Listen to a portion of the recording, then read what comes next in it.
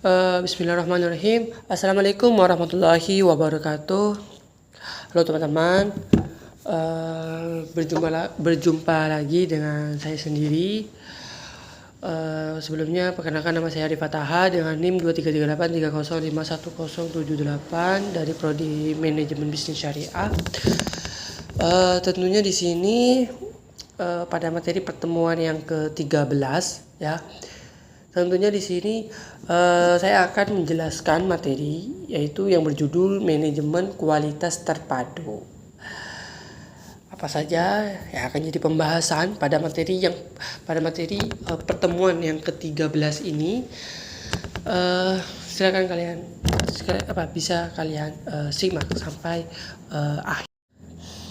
Oke. Langsung saja pada materi yang pertama, pada slide pertama, yaitu mengenai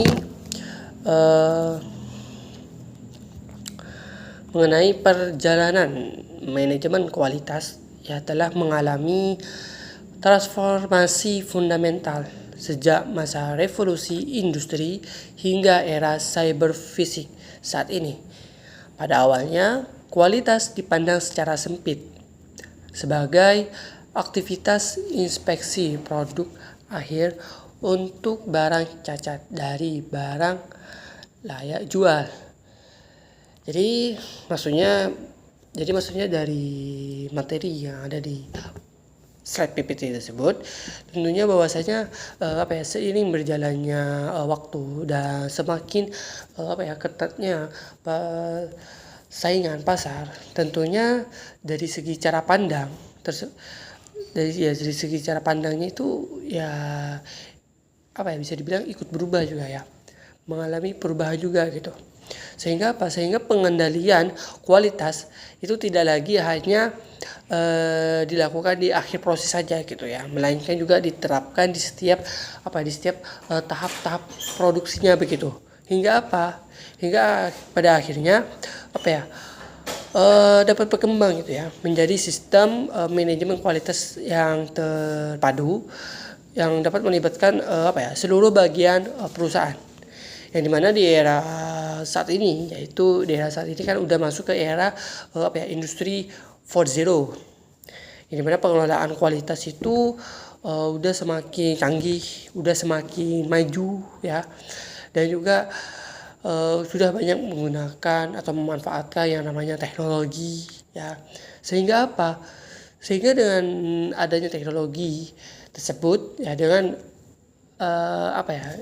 memanfaatkan teknologi yang semakin canggih juga, tentunya kita dapat mendeteksi potensi masalahnya itu lebih awal gitu ya, nggak hanya menunggu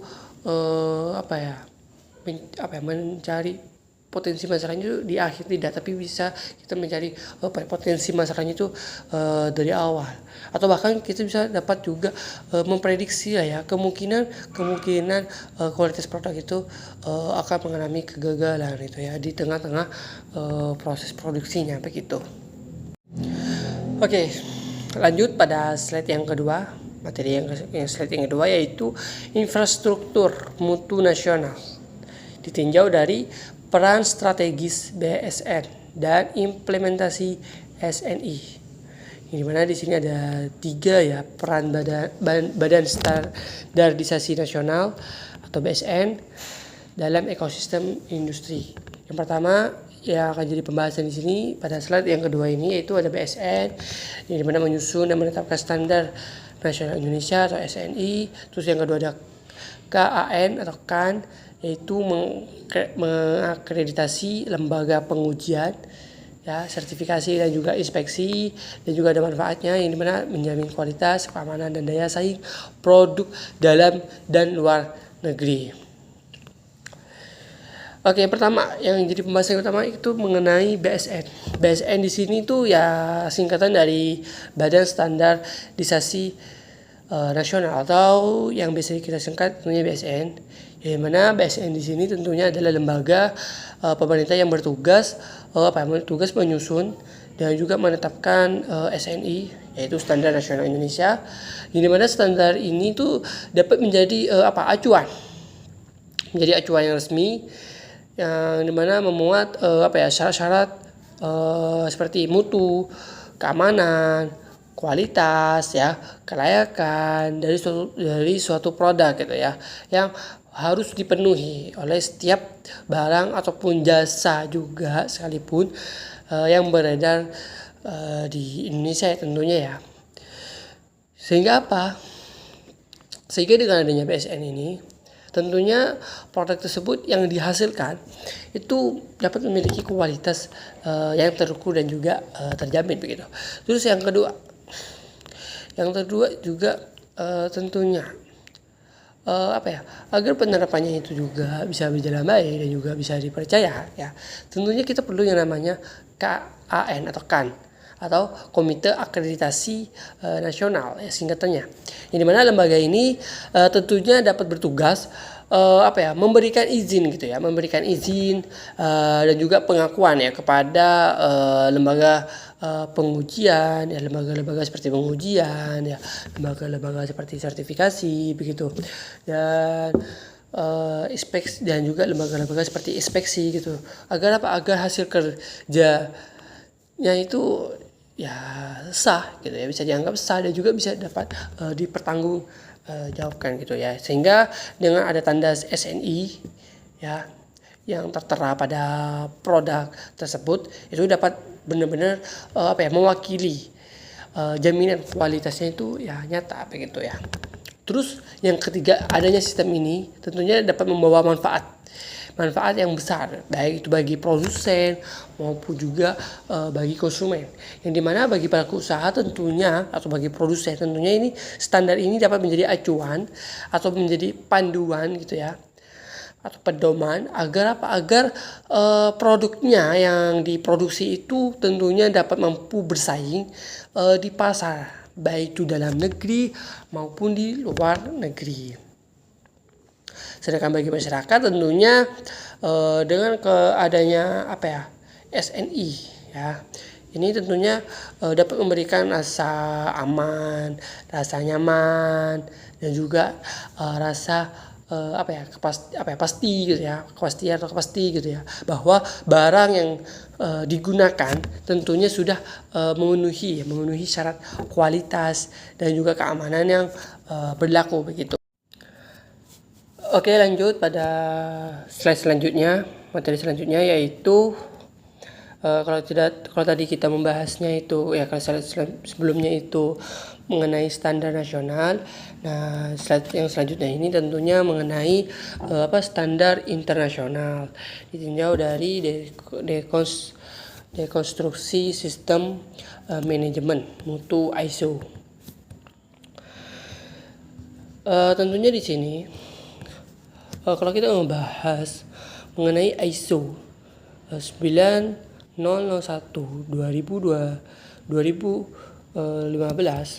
tentunya merupakan standar internasional untuk sistem manajemen mutu yang tidak hanya melihat seberapa bagus kualitas kualitas dari produknya itu, tapi lebih menekankan pada bagaimana cara kerjanya begitu ya, atau mungkin bagaimana prosesnya begitu ya, yang dijalankan oleh perusahaan manufaktur gitu. Ini mana artinya bahwasanya perusahaan itu tidak sekedar memastikan barang yang keluar itu sudah bagus gitu ya, tapi memastikan setiap langkah kerja mulai dari perencanaannya, terus juga pengolahannya, terus hingga penyerahan penyerahan produknya itu ke konsumen itu ya bisa rapi, terukur, dan juga hasilnya itu ya bisa konsisten gitu ya. Jadi bisa dibilang seperti yang ada di PPT ini, yaitu fokus pada sistem proses ya, bukan hanya sekedar pada spesifik produknya. Terus yang kedua di sini yaitu mengutamakan pendekatan proses dan pemikiran berbasis berisiko. Jadi maksudnya itu adalah bahwasanya dalam penerapannya itu standar ini tuh tentunya mengutamakan dua hal yang utama begitu ya. Dua hal utama yaitu yang pertama adalah pendekatan proses dan pemikiran berbasis risiko. Terus yang kedua itu pendekatan proses apa ya? Ya berarti apa ya, pendekatan proses yang dimana setiap kegiatan ya, setiap kegiatannya itu dapat dipandang sebagai rangkaian langkah yang saling berhubungan dan juga saling memengaruhi begitu ya. Jadi ya saling memengaruhi lah begitu ya. Terus yang ketiga yaitu manfaat. Ini benar di slide tersebut, yaitu manfaat di sini yaitu efisiensi, pengurangan biaya, akses pasar global dan juga kepuasan pelanggan gitu ya. Jadi maksudnya bahwasanya dengan adanya penerapan ini, dengan adanya penerapan standar internasional ini tentunya dapat memberikan banyak keuntungan begitu ya. Keuntungan mulai dari proses kerjanya yang lebih efisien, terus pengurangan biayanya yang adanya pengurangan biaya akibat kesalahan atau pengerjaan ulang, terus juga ya pengerjaan ulang dari awal begitu ya. Terus juga dapat membuka peluang untuk menembus pasar luar negeri gitu, hingga dapat membuat pelanggan itu bisa menjadi lebih puas dan juga percaya gitu ya terhadap produk atau layanan yang ditawarkan oleh perusahaan begitu. Oke, lanjut pada slide selanjutnya, yaitu mengenai transformasi dari sukarela menjadi wajib. Undang-Undang JPH. JPH di sini itu singkatan dari Jaminan Produk Halal. Di sini kalau kita mengutip pada Jaminan Produk Halal, yaitu pada Undang-Undang Nomor 33 tahun 2014, yaitu yang pertama itu sertifikasi halal menjadi wajib untuk semua produk yang beredar di Indonesia. Jadi maksudnya bahwasanya kalau kita mengacu pada undang-undang tadi ya, jadi maksudnya adalah bahwasanya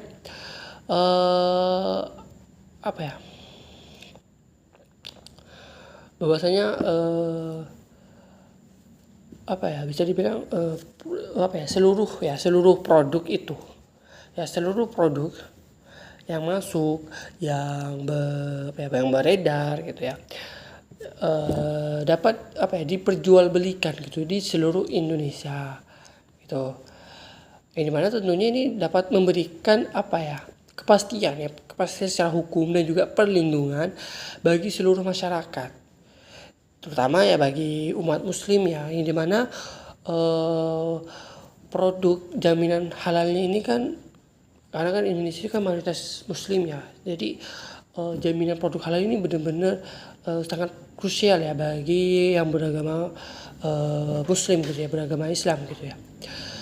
Tentunya dengan ada jaminan produk halal ini tentunya dapat disebarluaskan, dapat diperjualbelikan secara meluas gitu ya, terutama di Indonesia. Karena apa?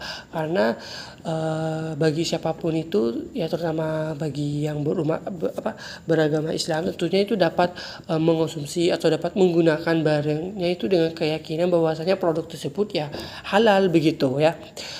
Terus yang kedua di sini yaitu dikelola oleh BPJH, yaitu menggunakan sistem jaminan produk halal atau SPJH. Tentunya di sini bahwasanya seluruh proses pengelolaan dan juga penerbitan sertifikat halal itu tentunya saat ini itu udah dipegang langsung oleh BPJH. BPJH itu singkatan dari Badan Penyelenggara Jaminan Produk Halal begitu ya. Yang dimana dalam menjalankan tugasnya tentunya lembaga ini tuh menggunakan pedoman bersama sistem SPJH atau sistem jaminan produk halal, yang dimana itu mengatur seluruh proses produksinya, mulai dari pengadaan bahan bakunya hingga produk itu sampai ke tangan konsumen. Jadi sehingga aspek halal dan aspek kehalalannya itu dapat terjaga ya secara menyeluruh dan juga sistematis atau terukur gitu ya. Yang ketiga yaitu mengenai jaminan produk halal, yaitu ada 5 kriteria utama. Yang pertama ada komitmen, bahan, ya, yang ketiga itu ada proses, yang keempat ada produk, yang kedua ada pemantauan dan juga evaluasi. Ya. Jadi tentunya dengan adanya sistem ini ya, tentunya dapat Tentunya dapat dijamin lah ya. Jadi dengan dapat dijamin gitu ya melalui dari 5 kriteria utama tadi itu ya, ada komitmen, bahan, proses, produk, pemantauan dan juga evaluasi. Oke, lanjut pada slide yang terakhir, yaitu slide pembahasan yang terakhir, yaitu manajemen risiko dengan FMEA. Di sini ada tiga manajemen risiko. Yaitu yang pertama yaitu adalah mengidentifikasi potensi kegagalan sejak dini. Ya, jadi tentunya dengan menggunakan metode FMA ini atau analisis mode dan dengan adanya metode FMA di sini tentunya dampak kegagalannya itu secara sistematisnya ya itu dapat dikenali dari segala kemungkinan atau ya kemungkinan yang menjadi penyebabnya begitu ya, sehingga kegagalan yang bisa muncul dalam desain atau proses produksinya itu dapat dikenali gitu dari awal gitu ya. Jadi sebelum produknya itu jatuh di tangan pembeli. Tentunya dengan melakukan pengamatan sejak tahap awal, tentunya perusahaan itu dapat segera melakukan yang namanya evaluasi, dapat melakukan langkah pencegahan gitu ya, sehingga risiko kesalahan dan juga kerugiannya itu dapat ditekan sekecil mungkin gitu ya. Terus yang kedua di sini yaitu dapat juga kita menghitung tingkat risikonya nih dengan rumus RPM sama dengan keparahan dikali kejadian dikali deteksi. Terus yang ketiga yaitu kita dapat memprioritaskan perbaikan berdasarkan tingkat risiko tertingginya begitu. Jadi hasil dari perhitungannya itu ya tadi itu yang kedua itu tentunya kemudian dapat kita urutkan nih ya, dari angka yang terbesar hingga yang terkecil gitu ya. Maksudnya dari angka yang tertinggi hingga dari angka yang tertinggi hingga ke angka yang terendah begitu ya. Sehingga perusahaan tentunya dapat memfokuskan nih perbaikannya itu mana nih yang dapat diperbaiki terlebih dahulu nih melalui dari tingkat yang tertinggi ya. Yang paling tertinggi ini perlu diperbaiki duluan gitu ya dibandingkan yang di bawahnya begitu. Sehingga tentunya dengan langkah ini, proses ini tentunya atau cara ini ya tentunya dapat bisa lebih terarah. Ya, pengelolaan kualitasnya itu bisa menjadi lebih terarah ya, lebih efektif dan juga dapat memastikan sumber daya perusahaannya itu dapat digunakan untuk menyelesaikan hal-hal yang paling mendesak begitu. Ya, kurang lebihnya seperti itu penjelasan dari saya sendiri pada materi pertemuan yang ke-13 ini. Ya, kurang lebihnya seperti itu. Mohon maaf jika ada tutur kata yang kurang berkenan. Saya akhiri wabillahi taufiq wal hidayah. Wassalamualaikum warahmatullahi wabarakatuh.